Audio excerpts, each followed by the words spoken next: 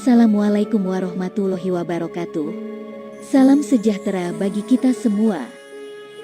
Izinkan kali ini untuk saya mengulas sedikit tentang Kidung Wahyu Kolosebo. Tentang siapa sebenarnya pencipta kidung ini. Namun sebelum kita simak videonya, alangkah baiknya untuk membantu perkembangan channel ini. Silahkan untuk kawan-kawan semua tekan tombol subscribe. Karena tanpa dukungan kawan-kawan semua channel ini tidak akan bisa berkembang.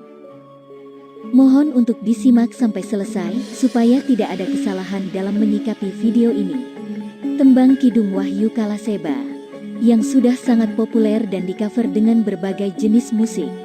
Ternyata karya original seorang budayawan milenial asal Weru, Sukoharjo bernama Sri Narendra Kalaseba. Ini sekaligus mengkonfirmasi dan mematahkan anggapan banyak orang yang selama ini meyakini Kidung Wahyu Kalaseba ciptaan Sunan Kalijaga atau Wali Songo. Sri Narendra Kalaseba sendiri merupakan pencipta dari Kidung Wahyu Kalaseba. Laki-laki yang berusia 39 tahun. Lahir pada tanggal 8 November tahun 1980, mempunyai latar belakang pendidikan madrasah. Mungkin banyak orang menanyakan bagaimana Sri Narendra Kalaseba dapat membuat kidung seperti itu di era milenial ini. Dalam pembuatan kidung tidaklah mudah. Dengan panduan disiplin ilmu merilis bait-bait kidung yang diakses dari kitab leluhur. Selama 9 tahun, Sri Narendra Kalaseba merilis kurang lebih 1 jilid kidung. Di kemudian hari kita kenal sebagai Kidung Wahyu Kolosebo. Diadakannya acara tersebut adalah upaya pelestarian budaya Jawa, agar Sri Narendra dapat dikatakan sebagai seorang sastrawan dan budayawan. Selain luasnya ilmu pengetahuan di bidang budaya dan sastra, hal lainnya dapat dilihat dari event yang sering diselenggarakan, yaitu sebuah acara kebudayaan yang dipadukan dengan seni modern, agar dapat diterima oleh masyarakat terutama anak zaman milenial.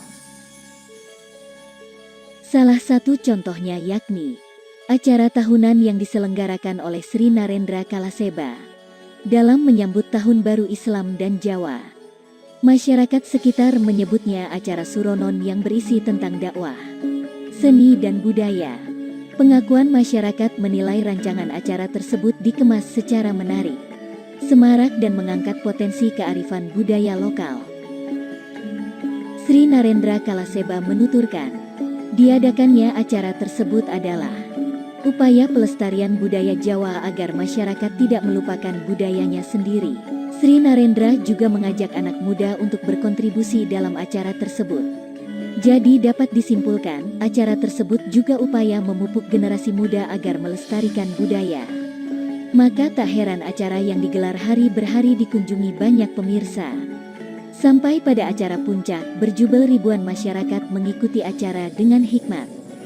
Herannya, kebutuhan acara tersebut 80% biayanya didanai secara oleh Sri Narendra Kalaseba, yaitu sang pencipta Kidung Wahyu Kolosebo. Kidung adalah suatu upaya untuk mengagungkan Tuhan, di mana upaya pengagungan tersebut dilantunkan dalam bentuk tembang. Oleh karena itu kidung merupakan sebuah lantunan sakral. Kemudian wahyu adalah anugerah, kolo adalah waktu dan sebo adalah menghadap kepada Gusti Kang Murbeng Waseso. Kidung Wahyu Kalaseba adalah lantunan sakral untuk menghadapkan hati pada sang penguasa alam, dengan harapan mendapatkan berbagai anugerah. Maka tak heran jika siapapun yang melantunkan kidung, terlepas dia tahu artinya atau sekedar paham saja, seketika dia bisa merasakan dampak-dampak kesakralan dari Kidung Wahyu Kalaseba. Mulai dari hati yang tenang, bisa juga tiba-tiba hatinya merasakan sesuatu yang sulit diterjemahkan dengan kata-kata. Ada juga yang merasa seperti sedih namun tidak tahu apa yang disedihkan. Namun hal yang paling dominan dirasakan adalah merasa nyaman. Keinginan Sri Narendra Kalaseba menulis kidung bermula setelah tahu sejarah panjang tentang kidung.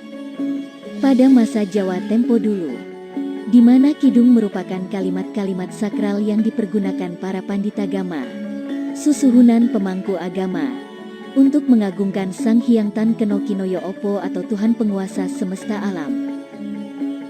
Kidung ketika itu hanya diperdengarkan pada waktu-waktu tertentu, di hadapan para murid pilihan panditagama dan dilantunkan dengan tata cara yang tidak sembarangan. Karena efek aura kidung yang begitu kuat. Dengan alasan tersebut kidung menjadi salah satu tradisi adat Jawa kuno, yang hanya boleh dirilis baitnya. Dilantunkan kalimatnya, diperdengarkan isinya oleh manusia pilihan.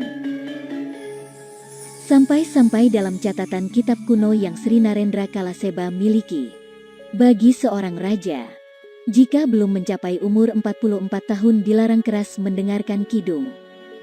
Karena bisa membuat sebab mustika jayandaru atau kesaktian mahkota kejayaan, yang menyatu di jiwanya moksa atau lenyap. Sampai akhirnya pada zaman kewalian, di akhir tahta kerajaan Majapahit, Kanjeng Sunan Gunung Jati mengumpulkan para panditagama, termasuk Pangeran Wilatikta II atau Sunan Kalijaga, bersidang di Gunung Sembung, untuk menentukan arah tradisi adat Jawa kuno, berupa perilisan kidung sekaligus fungsi kesakralannya, dan apapun hal-hal yang berkutat pada nilai-nilai kidung. Sampai akhirnya kesepakatan telah ada bersama para panditagama, bahwa kidung disepakati sebagai tradisi Jawa kuno yang tetap akan disakralkan, dijaga ketat nilai-nilai kekuatan metafisikanya, dan boleh namun dapat diperdengarkan pada halayak umum, dengan catatan yang merilis dan melantunkan kidung memenuhi syarat. Salah satunya adalah dia wajib sebagai panditagama. Pangeran Wilatikta II akhirnya mendapat anugerah pertama kali, yakni merilis sekaligus melantunkan kidung kepada halayak. Hingga pada akhirnya Pangeran Wilatikta mengeluarkan kidung yang dirilis sendiri, selama kurun waktu kurang lebih 7 tahun. Kemudian hari kidung itu dikenal dengan nama Kidung Rumekso Ingwengi. Maka sejak itulah kidung populer dikenal masyarakat sebagai tembang, namun tetap disyakralkan. Karena sang pelantun kidung sekali lagi tetap diwajibkan seorang panditagama. Dari jejak sejarah tersebut yang akhirnya menjadikan Sri Narendra Kalaseba tertarik untuk mempelajari dan memperdalam seputar sejarah yang berkaitan dengan tradisi adat Jawa kuno, berupa kidung melalui beberapa kitab kuno milik leluhurnya, yang keseluruhan kitab diwariskan kepada Sri Narendra. Harapan terbesar dari Sri Narendra Kalaseba saat merilis Kidung Wahyu Kalaseba adalah demi turunnya anugerah dari Sang Penguasa Alam. Adapun yang paling didambakan dalam bait-bait Kidung Wahyu Kalaseba adalah tumbuhnya rasa rindu serta cinta pada Allah yang Maha Esa, Sang Pangeran Penguasa sekaligus pemilik jagat raya. Proses penulisan kidung ini tentunya tidak gampang, malah membutuhkan waktu yang tidak singkat. Sri Narendra Kalaseba menjelaskan, untuk menulis Kidung Wahyu Kalaseba membutuhkan waktu setidaknya 9 tahun lamanya. Sri Narendra Kalaseba dalam menciptakan bait-bait kidung tentunya tidak sembarangan, lekat dengan aturan yang sudah ditentukan. Mengingat kidung merupakan sebuah karya sastra tembang yang sakral, sangat berhati-hati dalam menyusunnya, dengan panduan disiplin ilmu yang diakses dari kitab leluhurnya tersebut. Untuk merangkai kalimat Rumekso Ingsun, Laku Nisto Ngoyo Woro, setidaknya Sri Narendra membutuhkan waktu 3 bulan. Selanjutnya rangkaian kalimat kidung ada yang bisa dirangkai selama 10 hari, minimal dalam tempo 2 hari. Sri Narendra Kalaseba baru berhasil merangkai persatu risalah atau kalimat. Bukan hanya itu saja, pembuatannya juga dilakukan dengan berpuasa sebagaimana puasa sunnah yang diajarkan menurut agama yang diyakininya. Bahkan untuk jam tidur pun ada aturannya. Dalam sehari dibatasi oleh ayah Sri Narendra Kalaseba, karena ayahnya sendiri selain menjaga ketat proses penulisan kidung, beliau adalah sekaligus sebagai penasehat pribadi saat Sri Narendra Kalaseba hendak merilis bait-bait kidung. Setidaknya dalam sehari pada masa-masa perilisan kidung, dia tidur tidak boleh lebih dari 3 jam. Biasanya 1 jam menjelang sholat zuhur, 1 jam setelah sholat subuh dan 1 jam menjelang sholat maghrib. Terkecuali sedang sakit atau ada halangan lain, tentu jam istirahatnya berjalan normal. Bukan hanya itu saja, dalam pembuatan aransemen dan instrumennya juga terkonsep dengan baik. Ki Dalang Danang Suseno merupakan salah satu saksi dari berjalannya Kidung Wahyu Kalaseba. Hingga rilis mengaku terpesona dengan susunan bait-bait Kidung Wahyu Kolosebo. Padahal beliau ini dalang sekaligus anak dalang kondang Ki Mantep Sudarsono. Sepanjang hidup belajar menyelami dunia pedalangan dari sejarah dan kajian sastra pewayangan. Ki Dalang Suseno memastikan bahwa Kidung Wahyu Kolosebo murni ditulis oleh Sri Narendra Kalaseba. Karena bait-bait kidung ini tidak ada dokumen sejarahnya di masa lampau. Ini kidung baru, kidung zaman ini, kidung susunan Doro Sri Nalendra Kalaseba, tuturnya. Ki Dalang Danang Suseno sendiri berkontribusi dalam pembuatan instrumen dan aransemen kidung dengan ciri khas bernuansa musik pedalangan, karena memang beliau ini bergelut di dunia perdalangan. Tatkala membuat instrumen, beliau sangat berhati-hati. Adapun yang menarik yaitu iringan musik kidung ditambahkan musik gamelan. Sehingga meskipun menggunakan instrumen musik modern, unsur budaya Jawa dari gamelan membuat Kidung Wahyu Kalaseba lebih menarik. Katanya, ini demi rasa terima kasihnya kepada Doro Sri Nalendra Kalaseba yang memberi kehormatan menggarap musik dan terlibat langsung mengukir sejarah jejak Kidung Wahyu Kolosebo. Proses aransemen dan instrumen tidaklah singkat, membutuhkan sekitar kurang lebih 1 bulan. Ki Dalang Danang Suseno menerangkan, pembuatan sebuah karya yang berkualitas tidak begitu saja dengan waktu yang singkat.